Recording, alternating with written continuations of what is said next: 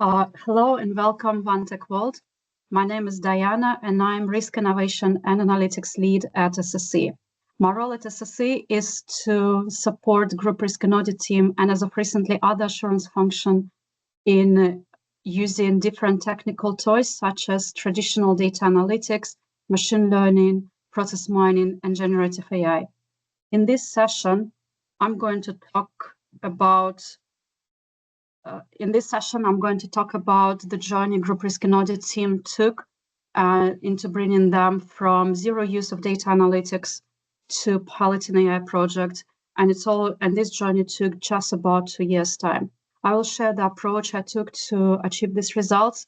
I will also give some examples of our outcomes that help to create what we are calling the ripple effect and things that help to start building our data-driven culture in the assurance world of SSC. And also I will talk about challenges I faced on the way and share how I managed to deal with this. So while I will be talking in the session a lot about work with audit and an internal audit team, I think similar approach could be taken in other lines of business. So prior joining SSC, I was part of PwC and I was always part of data analytics team. So I managed to work with multiple clients, multiple companies, and mainly supporting them on implementing data analytics and other technologies. Was mostly working with internal audit teams, financial control teams, or just financial teams. So it was always around this space. During this time, the most fascinating part and most rewarding part of the work was to be able to see how data analytics and technology can transform business and what benefits it could bring to the users. And this was the most enjoyable part of the work for me, to be honest. Also, this work allowed me to see some good and probably not so good examples of technical implementation. So I was really curious to try technical implementation in practice. So when I got the opportunity to join SSC to build out data analytics function for internal audit practically from scratch, I jumped straight right in. So when I joined SSC, Group Risk and Audit wasn't using too much of the data analytics in a traditional definition. It was mostly Excel spreadsheets and more Excel spreadsheets, a lot of manual work, and some occasional Power BIs. So starting from scratch was, on the one hand, quite exciting challenge, but also it's a little bit scary. So in order to start, I looked at any type of repetitive audits that audit team was carrying out throughout the previous years. And my choice fell into financial crime and financial controls audits. To be honest, this would be the most fruitful for start using data analytics types of audits, as this is something that most of the teams have to do. It's also the underlying data is something that can be easily accessed. And normally the processes and areas that are looked at are the most familiar ones. So it's very easy to start bringing in technology and start teaching people how to change their procedures to start using data. So I started small. I introduced initially just a handful of analytics, something that auditors were already familiar with. And then I started introducing more analytics, more areas that could be explored through analytics. I started looking into other technologies. So we recently piloted process mining, piloting generative AI. We are piloting some of the machine learning models. So it's all came to place. And one of the things that was very important is to start building up on something small and something that more or less familiar for the auditors. And that because this allows to build trust in the technology and also in yourself, and also people are not getting afraid when you're giving them to try something new.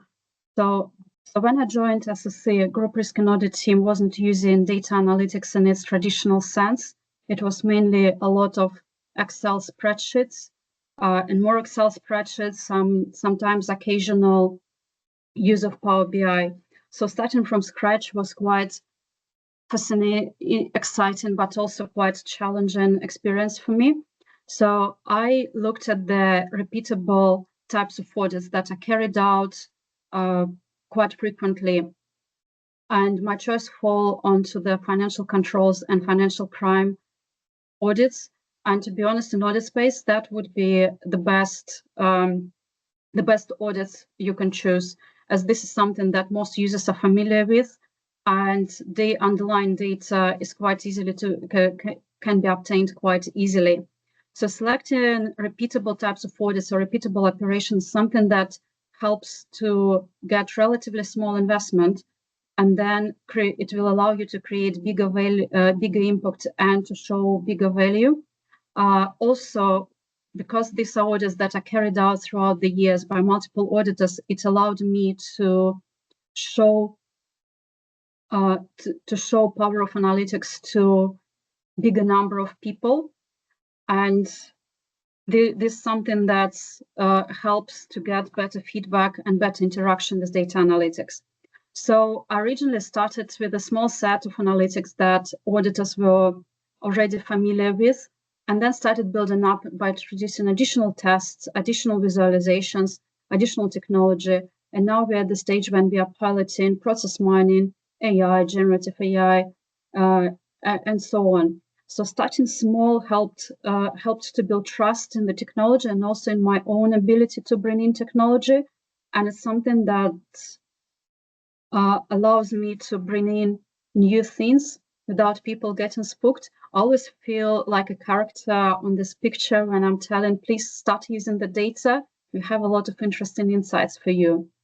So on this stage, it's very important to start building allies with your users. Find people who will support you.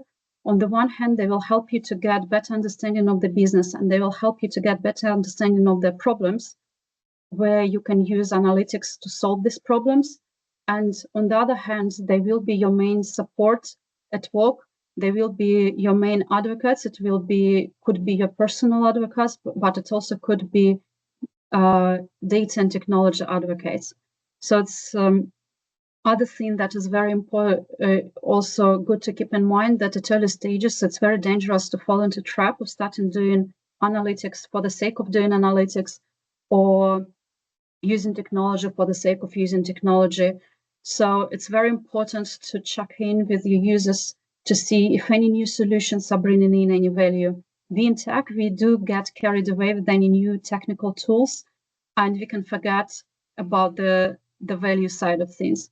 Also, it's important to know that value can be different. And while in one case it could be making work more effective and more optimized, on another hand, it could be just simply providing additional insights.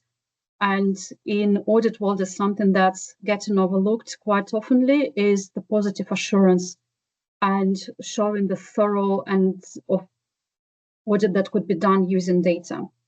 So other thing that I would suggest is always follow the pace of your users. Don't try to introduce too much at the same time.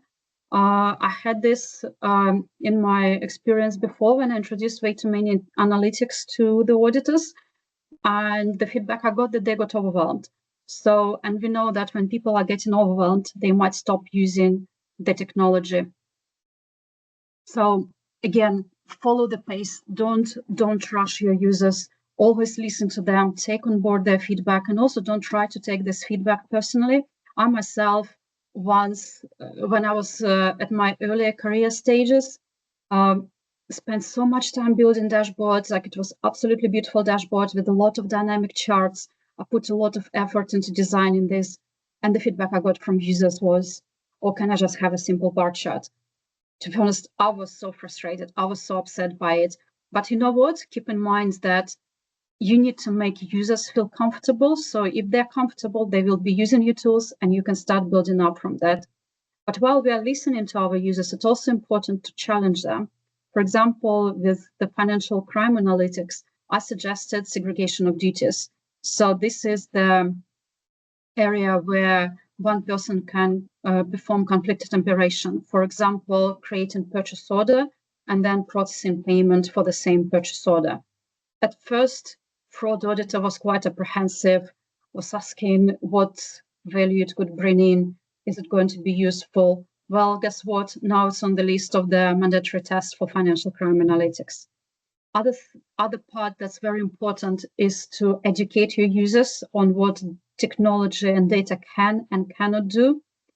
And I've worked with people on different spectrum. I had people who were so afraid of starting using technology as they were convinced that the moment data is introduced, they will lose their jobs.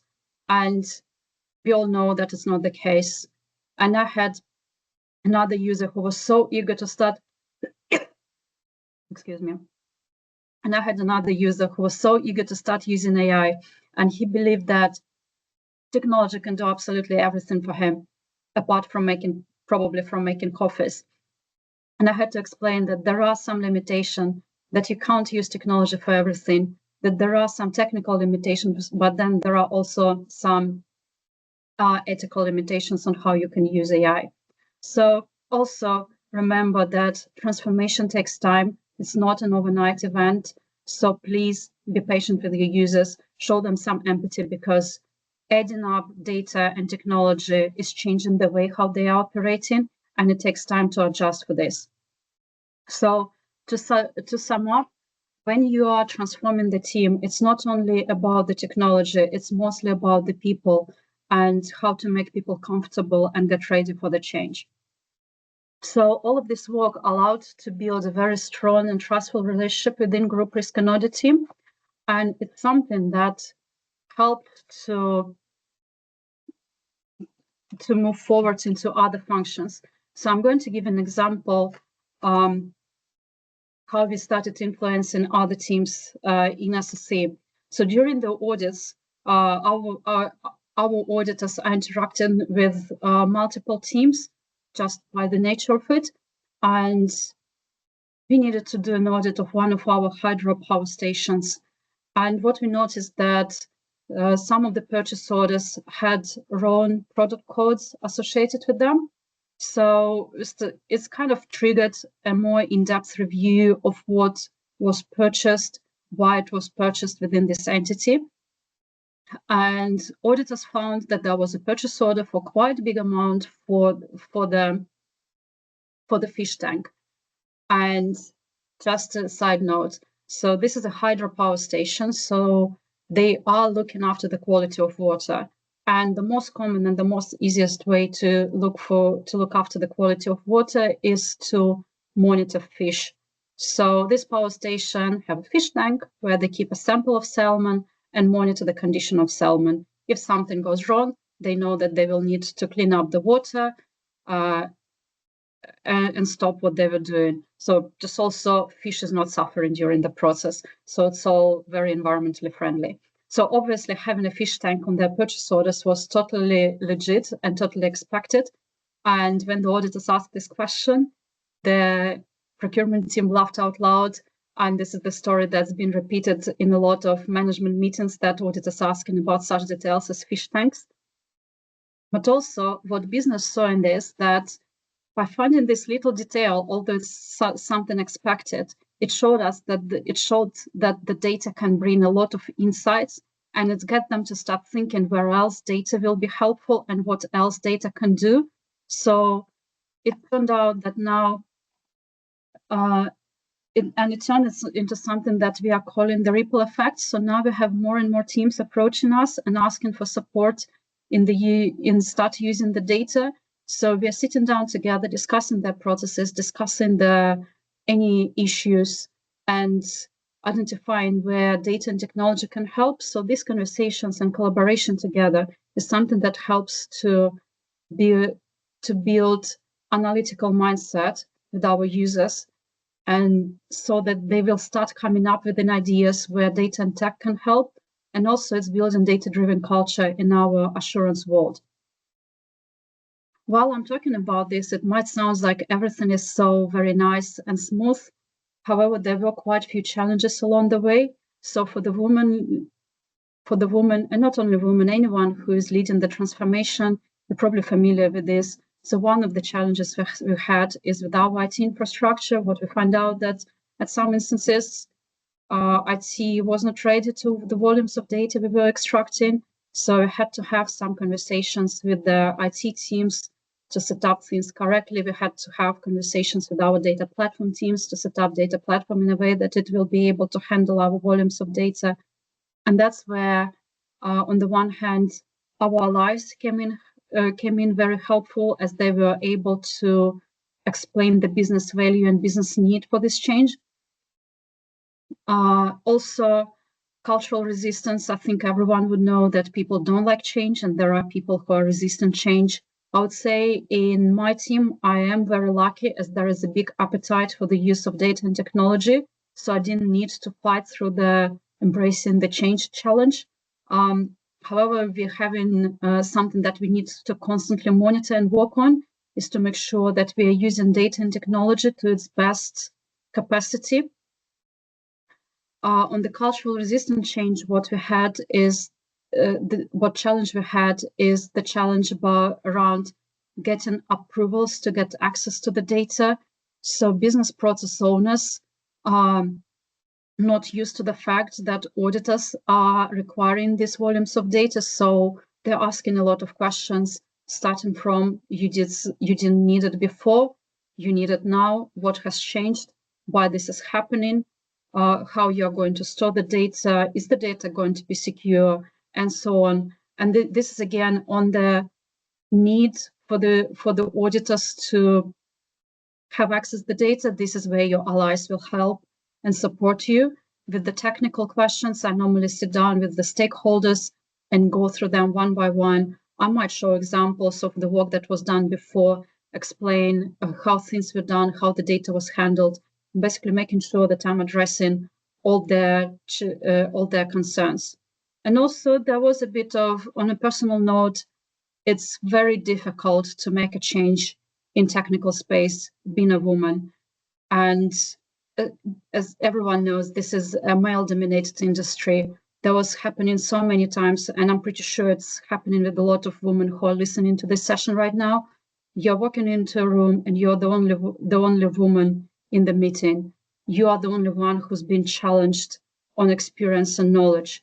I heard so many times phrases, do you even know what you're doing with the data? So I would say in this case, don't give up, be determined and keep going. Your allies will be your best supporters.